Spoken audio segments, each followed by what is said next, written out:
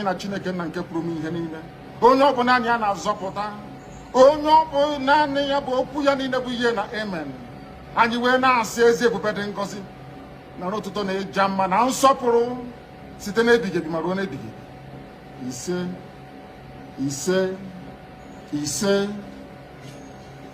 Welcome, my amazing viewers. Thank you so much for joining me on my program once again. I appreciate you wherever you are joining from. If you have not subscribed to my channel, please kindly subscribe to my channel. Click the notification bell so that you'll be notified each time I upload a video. You will be among the first to receive it. Thank you so much and remain blessed. If you are joining me from Africa, Asia, Europe, America, Australia, or any part of the world, I thank you very much for your contribution. Please, each time you watch my video, go to the comment section and put down your comments. That is Now, more corruption allegations have continued to rock the Buhari administration. This time, it involves senior officials of the administration and the Nigerian National Petroleum Corporation, NNPC, who are said to have illegally sold off 48 million barrels of stolen Nigerian crude oil and shared the proceeds. The officials involved are yet to admit or deny the allegation. It is becoming a case of 1 week fresh trouble for the Buhari administration as senior officials continue to be linked to corruption. The latest may be the biggest hits yet uncovered in the highly opaque dealings in the country's petroleum industry, if the claims made by a whistleblower is substantially verified. The lead was let open by a Mexico-registered oil and gas trading company, Samano, which claims officials of the Nigerian National Petroleum Corporation, NNPC, the former chief of staff to the president, Abba Kyari, and other representatives of the government connived to sell about 48 million barrels of stolen Nigerian crude oil in China. A letter addressed to the group managing director of the Nigerian National Petroleum Corporation, NNPC, through a law firm, Lord's Temple, the whistleblower points accusing fingers at the NNPC Group Managing Director, Mele Kyari, and the President-led Chief of Staff, Abba Kyari. The stolen crude, the highly coveted Bonny Light grade, was said to be held up in different ports in China. Senior administration officials were informed of the existence of the crude by the Mexican company in hopes that as a whistleblower, the company would be entitled to the 5% post-recovery. But through a backdoor arrangement, the said deal was sealed and the crude sold off on the authorization of the NNPC and the late Chief of Staff, who until his death was on the board of the NNPC. The money involved, about $2.5 billion US, based on the average price of Bonny Light crude as at the period of sale in 2015. A US-based journalist, Jackson Ode, led the expose. This is a letter from the DSS. This letter clearly shows that there was oil theft moved to China, and also indicates that they were willing to assist the company in the whole matter. This is a letter from Mele Kyari, which is an NNPC email address, promising to help the company solve the issue. This is part of the letter also. This is also a letter from Samano, to former DSS, about the oil theft and the sales of the oil theft. This is another letter from Samano to the former chief of staff. You can see right there, the stamp of the former chief of staff. It's meeting him of the oil theft. This was written in 2015. This is part of the letter too. This is also another letter from NMP on the crude. These are pictures. This is a picture at the Hilton Hotel. This is the current GMB NMPC. These are representatives of Samano, the Hilton Hotel.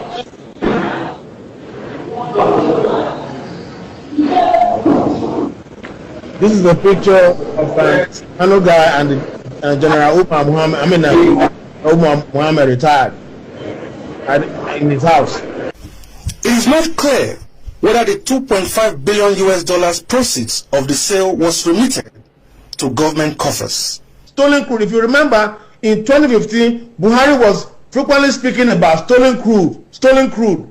In fact, there's a letter Buhari wrote to the Chinese government, asking them to help, which means he knew about it and he was doing what any president would have done. He asked his allies to go to China and track this stolen crude and make sure that it is either returned back to Nigeria or sold and the money put in the federation account. But none of these trusted allies he sent to China went to him and said, "Sir, we have found the crude. We have sold it. This is the money." They decided to do the deal behind the president. They stole the crude. They also stole the money they sold from the crude and shared it among themselves. The whistleblower claims to have been completely blindsided in the deal, even after it had entered negotiations to legally purchase the products from the government, an offer that received no response. Instead, the whistleblower says his attempt to seek redress resulted in different forms of harassment, threat to life, and other forms of persecution, which led the company to institute legal proceedings against the officials. AIT has reached out to the NNPC for a reaction to the claims, but has yet to receive any response for over a week. For now, Nigerians are waiting to see how the Buhari administration redeems itself from the latest scandal and provide convincing answers on the whereabouts of the $2.5 billion. Ogianare Udwimo, AIT News, Abuja. The governor of Kaduna State, Nasiru El-Rufai, on Monday marked a plan by supporters of presidential candidate of the Labour Party, Peter Obi, to hold a 2 million man march in the state. In a tweet, El-Rufai, who is of the All Progressives Congress, wrote that he hopes Peter Obi's supporters would gather up to 200 people in the streets of Kaduna for the march, and that the only way Obi's supporters can get the figure they are projecting is by importing people to the state. Well, El-Rufai's comments sparked reactions on social media, with many accusing him of bigotry and being insensitive. In a subsequent tweet, the governor wrote that his Twitter account was reported by one of Obi's supporters in Germany. He then accused the Obedience of being desperate and disagreeable. Well, his tweet read in quote, "The desperation of so-called Obedience knows no bounds. They insult everyone they disagree with, but cannot accept that some find them disagreeable and have opinions too. One of them in Germany found my tweet too hot to handle." Twitter responded below, "Still they laugh." Well, I'll take a comment from Yusuf, who wrote, "That you have to respond to this is a clear indication that you feel super threatened and unsettled.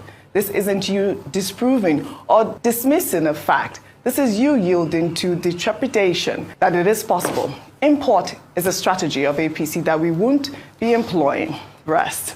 Well, in another development, the convener of Concerned Nigeria, David Adeyanju, on Monday placed a bet of $10,000 with supporters of Peter Obi in Nigeria and in the diaspora that their candidate will emerge a distant third in the 2023 elections. The activist went on to provide evidence of payment credited to a former presidential aspirant of the PDP, Dele Momodu, in a post on Twitter, and challenged one of the numerous supporters of Peter Obi, who goes by the name Ben, to honor his words by placing his own bet too. I think this is the hardest I have seen in terms of support. Apparently, some people have already even started donating to that Dele Momodu's account. Dele Momodu has confirmed that he received the $10,000 and also the fact that he's going to, I guess, provide that money at the end of the bet. You know that Twitter post by Nasiru El-Rufai was reported and it was actually flagged. I guess it is hate speech, what he wrote. I don't know what your thoughts are if we have this is political season. You don't expect that Governor Nasiru El-Rufai of Kaduna State will support the presidential candidate of an opposing political party. So it's natural for him to say, oh, you can't do 2 million march in Kaduna and get up to 2 million people. And you say, you could see what you wrote there in Kaduna, not Kaduna Twitter, which is one of the things, often said about the Peter Obi campaign, that is more active on social media, and that the obedience are all over Twitter. And some have even compared him to George Wajakoya, the candidate of the Roots Party of Kenya, who came, a distant third in the just concluded presidential elections in Kenya with 0.4% of the total votes cast. He too was very active. He had this Million Man March. He was active on Twitter and all of that. But that is neither here nor there. If the followers of the candidate of the Labour Party want to campaign in Kaduna State, as long as they are allowed the freedom to do so, and that, Governor El-Rufai does not go beyond his skepticism to do anything to prevent them from doing so, of course, there's no problem with that. So it's just a political rhetoric. Yes. And what we will say is that all the politicians should keep, their rhetoric at the level of decency, and not go beyond the bounds. As for Deji Adeyanju, surprise. So Deji Adeyanju has $10,000. Some of these boys, I didn't know. When I saw $10,000 that he could just set aside, to gamble, I was surprised. With the situation of things, with inflation, with pandemic of empty pockets. Okay, fine. But however, I know in Nigeria, gambling, online gambling is allowed. We have a National Lottery Commission. Yes. But does the law allow gambling around elections? Maybe we take another look at the Electoral Act. Because if we have elections and people are beginning to gamble around it, maybe we should take another look at Section 236 of the Criminal Code. Because certain categories of gambling, are not allowed under the law in Nigeria. And you say that Basharu Dele Momodu is aware that $10,000, has been deposited in his account. Maybe you should take a second look at that, because all of this could be misinterpreted as money laundering, and it cannot. Why should he be the recipient of a gambling, proposition? He himself being, a major stakeholder in this current process. But I just raise questions, about all of this.